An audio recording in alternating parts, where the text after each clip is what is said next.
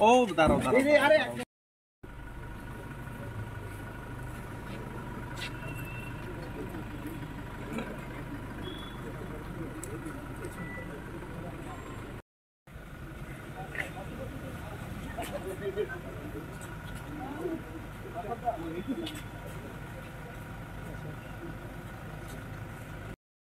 কি বিষয় নিয়ে আলাপ আলোচনা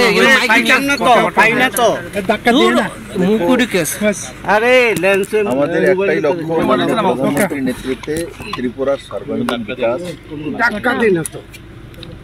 মহারাজা বীর বিক্রম কিশোর মানিক্যের যে স্বপ্ন, সেই স্বপ্নকে সাকার করার জন্য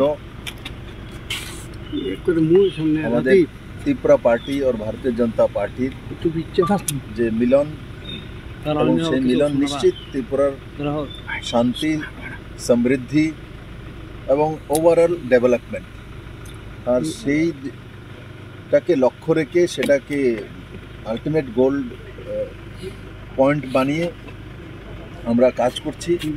আর আজকে আমি মহারাজ প্রদ্যুৎ কিশোর মানিক্য এবং ওনার পরিবারের সঙ্গে বসেছিলাম।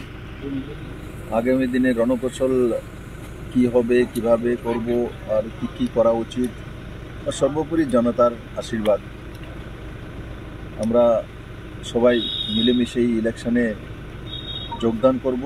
2টি লোকসভা সিট যাতে বিপুল ভোটে জনতার আশীর্বাদ নিয়ে আমরা মাননীয় প্রধানমন্ত্রীর কাছে পৌঁছে দিতে পারি, সেটার বিষয়ে বিস্তারিত আলোচনা হয়েছে। আমার বিশ্বাস যে ত্রিপুরার মানুষ মোদিকে তৃতীয়বার প্রধানমন্ত্রী চাইছে, আর সারা ত্রিপুরা মোদিময় আছে। আমি আপনাদের মাধ্যমে ত্রিপুরাবাসীর কাছে বিনম্র প্রার্থনা করছি যে এই 2টা সিটে আপনাদের আশীর্বাদ চাই, আপনাদের ভালোবাসা চাই, আপনাদের সহমতি চাই। স্যার, পূর্ব ত্রিপুরা আসন নিয়ে কোনো রকমের আলোচনা কি হয়েছে? পূর্ব ত্রিপুরা আসন যখন পার্লামেন্টারি বোর্ডের ডিসিশন হবে তখন সিদ্ধান্ত হয়ে যাবে।